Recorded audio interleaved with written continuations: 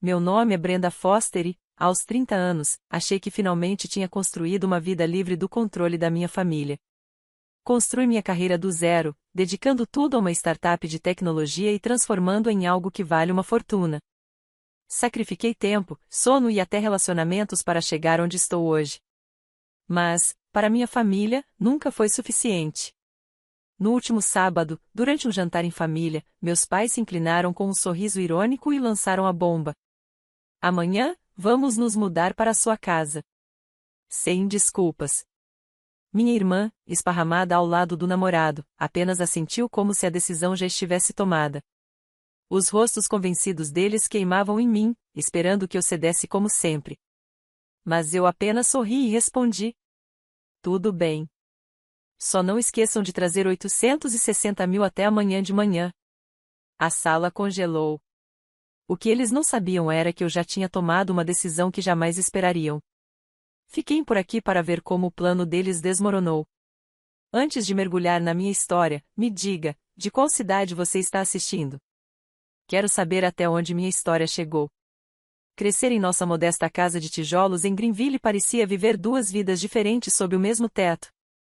Eu era a filha mais velha, sempre obrigada a resolver tudo, enquanto minha irmã mais nova recebia tudo de bandeja. Meus pais gastavam milhares todos os anos com a escola particular dela, elogiando seu potencial, apesar das notas C e das faltas constantes. Eles até compraram um conversível vermelho reluzente que ficava orgulhosamente parado em nossa garagem, enquanto eu ia a pé para a escola pública, com uma mochila cheia de livros usados que eu mesma pagava. As aulas de arte dela, as viagens de verão para a Europa, meus pais bancavam tudo, chamando isso de investimento no espírito criativo dela. Enquanto isso, eu era obrigada a me virar com o que tinha. Ela não era apenas mimada. Ela tirava diretamente de mim. Na adolescência, pegava o dinheiro que eu ganhava fazendo babysitting, prometendo devolver, mas nunca devolvia. Uma vez usou o cartão de crédito dos meus pais para comprar uma jaqueta de grife de $200, vestiu 2 vezes e depois jogou no fundo do armário. Quando a confrontei, ela riu e disse: "Você é só mão de vaca, Brenda." Meus pais ficaram do lado dela, dizendo que eu deveria ser mais generosa como irmã mais velha. Doeu, mas eu engoli, sabendo que discutir seria inútil. O golpe mais duro veio quando conquistei uma bolsa parcial para estudar em Londres, um sonho que eu tinha perseguido por anos. Naquela primavera, uma conta de hospital pela cirurgia de emergência do meu pai nos atingiu em cheio. Meus pais não pediram nada a ela. Diziam que era muito nova. Em vez disso, vieram até mim. Abri mão da bolsa, fiquei em casa e arrumei um emprego em um supermercado local, passando enlatados no caixa para ajudar a pagar a dívida. Eles me agradeceram uma única vez, depois voltaram imediatamente a elogiar a última pintura dela. Foi nesse momento que percebi, eu sempre seria aquela em quem se apoiariam, nunca a que celebrariam. Depois disso, parei de buscar a aprovação deles. Na escola, mergulhei nos estudos, tirando notas altas em matemática e ciências, enquanto trabalhava à noite. Eu secretamente abri uma conta poupança, determinada a construir algo que eles não pudessem tocar. No último ano do colégio, já tinha economizado o suficiente para pagar meu primeiro semestre na faculdade sem a ajuda deles. Enquanto isso, minha irmã reprovava em metade das matérias, mas ainda assim ganhou uma festa de formatura com direito a bolo de buffet, algo que eu jamais poderia pagar. Meus pais batiam palmas enquanto ela dançava, alheia a mim, parada num canto, planejando em silêncio minha fuga. Não era só sobre dinheiro. Era o lembrete constante de que eu era invisível a não ser quando precisavam de algo. Como quando consertei a pia que vazava enquanto eles estavam ocupados levando ela para a inauguração de uma galeria, ou quando passei fins de semana dando aulas de reforço para ganhar um dinheiro extra, enquanto ela torrava o cartão de crédito deles em sapatos novos. Toda vez que pensava em confrontá-los, a voz dela ecoava na minha cabeça. "Por que você não pode simplesmente ficar feliz por mim?" E meus pais assentiam, como se meus sacrifícios fossem apenas parte do papel de filha responsável. Olhando para trás, vejo que aqueles anos acenderam um fogo dentro de mim. Eu não ia deixar o favoritismo deles definir meu futuro. Estudei mais, trabalhei mais, e prometi a mim mesma que nunca mais deixaria que se aproveitassem de mim. Essa determinação me tirou daquela casa, longe das expectativas deles, e me levou para um mundo onde finalmente eu poderia me sustentar sozinha. O ensino médio acabou e a faculdade se tornou meu campo de batalha pela independência, me lançando direto na luta para construir algo real. Entrei em uma universidade local em Greenville com uma bolsa parcial que mal cobria a mensalidade. Para bancar o resto, me virei com 2 empregos, atendendo mesas em uma lanchonete movimentada na Main Street e trabalhando como assistente administrativa em um hospital próximo. Na maioria das noites eu sobrevivia com apenas 5 horas de sono, engolindo café para aguentar as aulas cedo. Meus pais, por outro lado, pagavam a mensalidade completa da Faculdade de Artes Liberais Chique da minha irmã. Ela passava os dias em festas com amigos, postava fotos de viagens à praia e nunca se preocupava com contas. Eu via as publicações dela nos meus intervalos, aquele sorriso despreocupado em contraste com meus pés doloridos e planilhas intermináveis. Numa tarde chuvosa em uma cafeteria do campus, conheci Daniel Brooks, estudante de engenharia de software, com um jeito calado e intenso. Criamos laços por causa das nossas rotinas lotadas, trocando histórias de noites em claro, estudando e trabalhos extras para complementar a renda. Ele tinha crescido consertando computadores para ganhar dinheiro, então entendia bem. Para nós, independência não era opção. Era sobrevivência. Daniel se tornou meu porto seguro, a única pessoa que enxergava minha determinação sem me julgar por isso. Íamos comer tacos baratos depois do trabalho, sonhando em construir algo maior do que nós mesmos.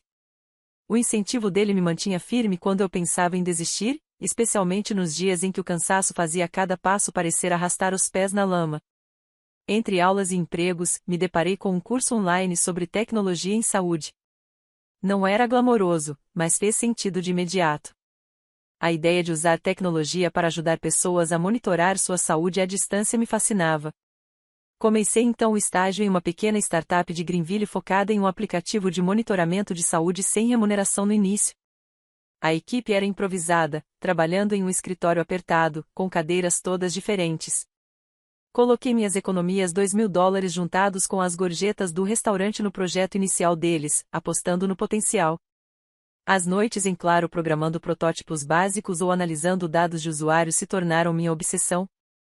Eu não estava apenas aprendendo. Estava construindo um futuro que eu poderia controlar. No último ano da faculdade, me formei com média 3.7, e com uma dívida estudantil menor que a da maioria, porque havia trabalhado até a exaustão. A startup me ofereceu uma vaga em tempo integral, e eu agarrei a chance. Nos 5 anos seguintes, subi de estagiária a desenvolvedora líder, colocando cada hora livre no crescimento do aplicativo. Batemos marcos, os primeiros 10.000 usuários, depois um contrato com um sistema hospitalar local. Minha participação na empresa cresceu, fruto de muito esforço e de pequenos investimentos tirados das minhas economias. Aos 27 anos, comprei um modesto apartamento de 1 quarto nos arredores de Greenville, perto do escritório. Não era nada luxuoso, mas era meu pago sem a ajuda de ninguém. Achei que talvez, só talvez, minha família finalmente enxergasse o que eu tinha construído e respeitasse isso. Aos 28, convidei-os para visitar o escritório da startup quando alcançamos nosso primeiro milhão em receita. Meus pais entraram de olhos arregalados diante dos monitores modernos e da equipe movimentada. Minha irmã veio atrás, tirando fotos para postar nas redes sociais. Eles balançaram a cabeça, disseram coisas como: "Isso é impressionante, você fez um bom trabalho." Mas logo vieram as perguntas específicas demais, ansiosas demais. Meu pai perguntou sobre a avaliação da empresa, quanto valiam as minhas ações. Minha mãe insistiu: "Você está ganhando bem agora, não é?" Família ajuda família. Minha irmã entrou na conversa sugerindo que eu poderia compartilhar a fortuna para facilitar as coisas para eles. As palavras soavam calorosas, mas os olhos brilhavam com outra coisa. Ganância, pura e simples. Naquela noite, deitada sem conseguir dormir, repassei os comentários deles. Daniel ficou comigo, apontando como o tom deles mudava quando falavam de dinheiro. Não era orgulho. Era cálculo. Passei anos provando que não precisava da aprovação deles, mas agora via com clareza, eles não estavam ali para me celebrar. Estavam avaliando o que podiam tirar de mim. Meu estômago revirou com a constatação. Eu tinha construído essa vida do nada, e eles já circulavam como abutres. Aquele momento endureceu minha determinação. Custasse o que custasse, eu protegeria o que era meu, não importava quem tentasse se colocar no meu caminho. Alguns meses depois daquela visita, sussurros da tia Carol confirmaram o que eu já temia sobre a ganância crescente da minha família. Começou com um telefonema tarde da noite. Tia Carol, irmã mais velha do meu pai, sempre tinha sido a única parente que enxergava além do favoritismo. Brenda, disse ela em voz baixa, seus pais estão em sérios apuros. Eles acumularam mais de US$ 50.000 em dívidas de cartão de crédito, tudo para manter sua irmã naquele apartamento chique e bancar as viagens dela. Fiquei paralisada, apertando o telefone nas mãos. Ela continuou, detalhando como meus pais haviam pago pelo loft da Lor no centro de Greenville e até uma viagem de uma semana a Paris, enquanto as próprias economias deles desapareciam. Pior ainda, Carol ouviu meus pais falando em se apoiar em mim para tirá-los do buraco, contando com o sucesso da minha startup para consertar a bagunça que eles mesmos criaram. No dia seguinte, eu mesma ouvi uma conversa que fez meu sangue gelar. Meu pai estava ao telefone, na velha sala da nossa casa de família, achando que eu não estava por perto. A Brenda agora tem aquele apartamento grande. Podemos nos mudar, economizar no aluguel e ainda fazer ela ajudar mais. É justo. As palavras bateram como um tapa. Fiquei parada atrás da porta, o coração disparado, lembranças invadindo minha mente. A Lori pegando o dinheiro do meu babite na adolescência e nunca devolvendo, meus pais dando de ombros como se não fosse nada. Não se tratava só de espaço. Eles viam minha casa, meu sucesso, como a rede de segurança pessoal deles. A traição queimava no meu peito mais forte do que nunca. Eu não ia deixar que tocassem no que construí. Naquela semana, procurei Patrick Sullivan, um advogado de Greenville recomendado por um colega. No escritório pequeno e organizado dele, expus todo o crescimento da minha startup, minhas ações e o interesse repentino da minha família. Patrick, calmo e perspicaz, avaliou minha participação em pouco mais de US$ 1 milhão. Você precisa proteger isso, disse ele, ajustando os óculos. Concordei. Trabalhamos num plano para transferir toda a minha parte para um fundo de capital de risco por US$ 860.000, um acordo limpo que blindaria meus bens de qualquer um. Assinei os papéis iniciais em segredo, garantindo que a transação fosse concluída antes que minha família pudesse interferir. Cada passo parecia uma armadura protegendo o que conquistei. Mantive tudo em silêncio, até mesmo de Daniel no começo. Mas, certa noite, jantando comida de entrega no meu apartamento, desabei. Eles não têm orgulho de mim, confessei, a voz trêmula. Só querem o que eu tenho. Daniel me ouviu em silêncio, a mão firme sobre a minha, e me lembrou que eu não estava sozinha. Ele já tinha visto a postura indiferente dos meus pais antes, como quando eles faltaram à minha formatura da faculdade para levar Lori às compras. Você dá conta, disse ele. Sempre foi mais forte do que eles reconhecem. As palavras dele me ancoraram, me puxando de volta da beira da dúvida. Para me preparar para a tempestade que se aproximava, recorri a Sharon Elise, uma colega de trabalho sagaz que se tornará uma grande amiga e possível sócia.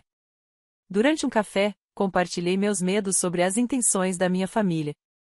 Sharon, que já havia enfrentado seus próprios dramas familiares, não amenizou a verdade. Eles vão pressionar ainda mais quando perceberem que você não vai ceder, alertou. Passamos horas elaborando estratégias para manter minha startup nos trilhos, mesmo que minha família tentasse atrapalhar. A confiança dela em nosso próximo projeto, uma nova funcionalidade do aplicativo de saúde, me deu foco. Com o apoio de Daniel e a mente estratégica de Sharon, me preparei para o confronto que sabia que estava chegando. Minha família achava que podia me atropelar, mas eu estava pronta para traçar uma linha que eles não poderiam cruzar. Naquele sábado à noite, no restaurante italiano Magnolias Beastro, no centro de Greenville, o ar parecia pesado com tensões não ditas. Meus pais estavam sentados à minha frente, com expressões presunçosas, como se já tivessem vencido. Minha irmã Lori estava largada ao lado do namorado Brian, rolando o celular com um sorriso entediado. Daniel estava ao meu lado, sua presença firme, enquanto tia Carol observava em silêncio da ponta da mesa. O tilintar de copos e o burburinho dos outros clientes desapareceram quando meu pai se inclinou para a frente, a voz baixa e confiante. Brenda, disse ele. Nós decidimos. Amanhã vamos nos mudar para o seu apartamento. Tem espaço de sobra, e já está na hora de você nos ajudar. Minha mãe assentiu, os lábios se curvando em um sorriso satisfeito. É isso que famílias fazem, acrescentou minha mãe, como se já estivesse decidido. Deixei as palavras pairarem no ar, meu pulso firme. Eu já esperava por isso, graças ao alerta da tia Carol e aos planos que havia escutado do meu pai.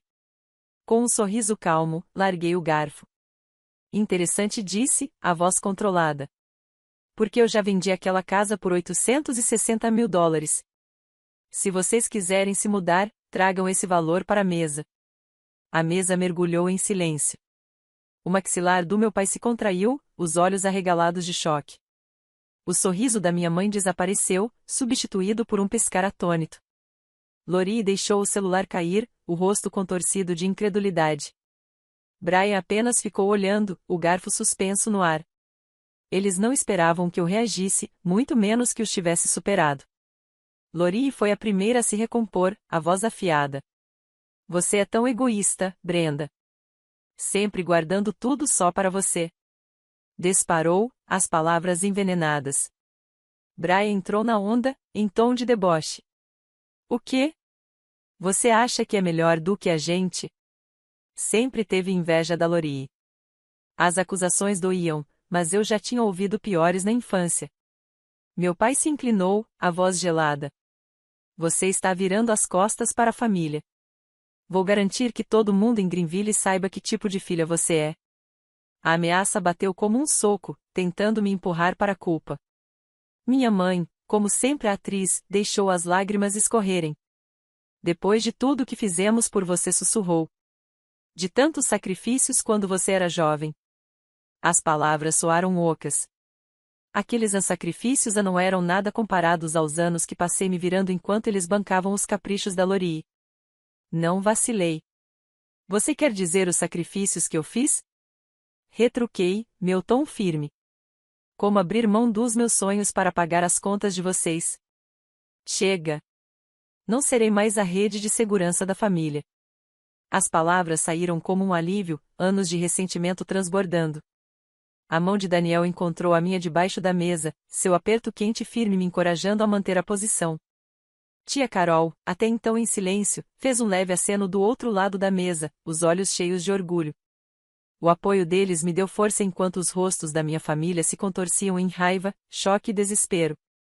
Lori bufou, resmungando ingrata, enquanto minha mãe enxugava as lágrimas, encenando o papel de vítima. O olhar do meu pai prometia encrenca, mas eu não desviei. Eles achavam que podiam me intimidar a abrir mão da minha casa, da minha vida, mas eu já tinha tomado medidas para me proteger e nem culpa nem ameaças iriam mudar isso. As consequências daquele jantar vieram como uma tempestade do sul, implacável e molhando tudo pelo caminho. Na segunda de manhã, Lori já estava no Facebook e no Instagram, me pintando como um monstro sem coração. Brenda é gananciosa demais para ajudar a própria família, escreveu ao lado de uma foto chorosa. Os comentários não paravam, vindos de amigos de Greenville, pessoas que eu conhecia desde o colégio. Como você pôde abandoná-los? Escreveu um. Família vem primeiro, disse outro. Cada notificação era como uma facada, e vi antigos conhecidos me apagando das redes, seduzidos pelas mentiras dela. Eu quis retrucar, contar sobre os anos em que carreguei os fardos da família, mas me contive. Rebater só alimentaria a narrativa dela.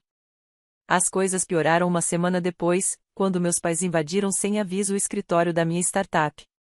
Eu estava apresentando um novo recurso do aplicativo para Rebecca Klein, minha chefe, quando as vozes deles cortaram o espaço aberto da sala. Onde está a Brenda? Meu pai rugiu, o rosto vermelho. Nós merecemos a nossa parte nisso. Minha mãe veio logo atrás, gesticulando, gritando que eu havia roubado deles a chance de uma vida melhor. Os olhos de Rebecca se arregalaram, e meus colegas congelaram, os dedos parados sobre os teclados. De coração acelerado, dei um passo à frente e tentei acalmá-los. Este não é o lugar, falei baixo, mas firme. Eles não cederam, exigindo que eu fizesse o certo pela família. Não tive escolha a não ser chamar a segurança. 2 seguranças os escoltaram para fora enquanto minha mãe berrava. Você vai se arrepender, Brenda. A humilhação queimava, mas eu me mantive ereta, recusando-me a deixar que sabotassem meu trabalho. De volta ao meu apartamento, encontrei-me com Patrick Sullivan, o advogado que havia cuidado da transferência da minha parte. Ele revisou a papelada e confirmou que o negócio de $860.000 estava blindado. Eles não podem tocar nisso, disse, folheando os documentos. Não há base para processo. Soltei o ar num suspiro de alívio misturado ao cansaço. Mais tarde, tia Carol ligou, a voz pesada. Ela havia descoberto que meus pais fizeram uma segunda hipoteca na casa para cobrir mais despesas da Lori, móveis novos, outra viagem. Eles estão se afundando, disse. E estão culpando você. Balancei a cabeça, sentindo o peso das escolhas deles desabar sobre mim. Eles criaram o próprio caos, mas eu não ia limpá-lo mais. Naquela semana, tomei uma decisão, bloqueei os números dos meus pais e o da Lori também. Chega de ligações, chega de mensagens. A escolha foi como cortar a corda que me sufocava há anos. Voltei meu foco para Sharon Elise, colega e amiga, pronta para lançarmos nosso próximo projeto, uma atualização do aplicativo de saúde, com verdadeiro potencial. Passávamos noites inteiras na casa dela, rabiscando planos, suas ideias afiadas me impulsionando para frente. Agora você está livre, disse uma noite, me entregando um café. Não deixe que eles te arrastem de volta. As palavras dela me atingiram fundo e, pela primeira vez em semanas, senti-me mais leve. A tempestade ainda rugia, mas eu estava encontrando meu caminho, cercada por pessoas que me valorizavam pelo que eu era, não pelo que eu podia oferecer. 6 meses depois, enquanto Daniel e eu desempacotávamos caixas no nosso novo lar, nos arredores de Greenville, o peso do passado finalmente se dissipou.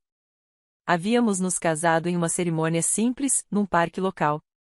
Apenas nós dois, alguns poucos amigos próximos e tia Carol sorrindo radiante na primeira fila. Sem recepção luxuosa, sem drama, apenas a promessa de construir uma vida baseada em respeito mútuo e independência. Nosso novo lar, um aconchegante apartamento de 2 quartos, com espaço para uma futura família, parecia um verdadeiro recomeço. Passávamos as noites arrumando móveis, rindo entre entregas de comida e planejando uma vida só nossa, livre das expectativas que antes me acorrentavam.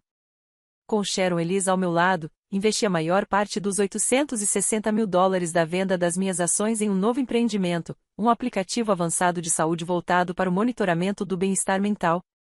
O talento estratégico de Sharon e minhas habilidades em programação se encaixaram perfeitamente. Em poucos meses, lançamos o app, conquistando espaço em clínicas locais e alcançando lucro mais rápido do que o previsto. Contratamos 3 novos desenvolvedores de Greenville, cuja empolgação me lembrava porque eu amava tanto esse trabalho. Cada noite virada no escritório, cada conquista, era a prova de que eu havia feito a escolha certa, apostar em mim mesma, em vez de deixar minha família me esgotar. Enquanto isso, minha família enfrentava as consequências de suas próprias escolhas. Tia Carol, ainda minha única ponte com eles, me mantinha atualizada. Lori e Brian se separaram depois de uma briga acalorada por causa de dinheiro. Ele havia se cansado dos gastos intermináveis dela. Ela acabou se mudando para um estúdio apertado, trabalhando como assistente administrativa em uma imobiliária local, mal conseguindo se sustentar com um salário modesto. Suas postagens nas redes sociais, antes cheias de brilho e ostentação, agora mostravam uma vida mais simples, sem o apoio dos cartões de crédito dos meus pais. Meus pais também não estavam em situação melhor. Para cobrir as dívidas, incluindo a segunda hipoteca, venderam a casa da família, a mesma em que eu havia crescido. Mudaram-se para um apartamento simples de aposentadoria, obrigados a cortar jantares fora e viagens. Tia Carol disse que eles ainda resmungavam sobre mim, culpando-me por suas dificuldades, mas eu não sentia culpa. Eles mesmos haviam construído sua própria prisão. Olhando para trás, vi a verdade com clareza: estabelecer limites não era egoísmo. Era sobrevivência. A dependência da minha família em relação a mim, a suposição de que eu sempre cederia, os havia levado a esse ponto. Passei anos carregando o peso deles, desde sacrifícios na adolescência até pagar contas de hospital. Mas não mais. Cortar os laços me libertou para construir uma vida cercada por pessoas que realmente valorizavam meu esforço. Daniel, com seu apoio constante. Sharon, com sua parceria firme. E tia Carol, com sua força silenciosa. Enquanto eu me sentava em nosso novo lar, observando Daniel pendurar uma foto do nosso casamento, senti uma paz que nunca havia conhecido. As cicatrizes da traição deles ainda estavam lá, mas já não me definiam. Eu havia escolhido a liberdade e cada parte dela valia a pena.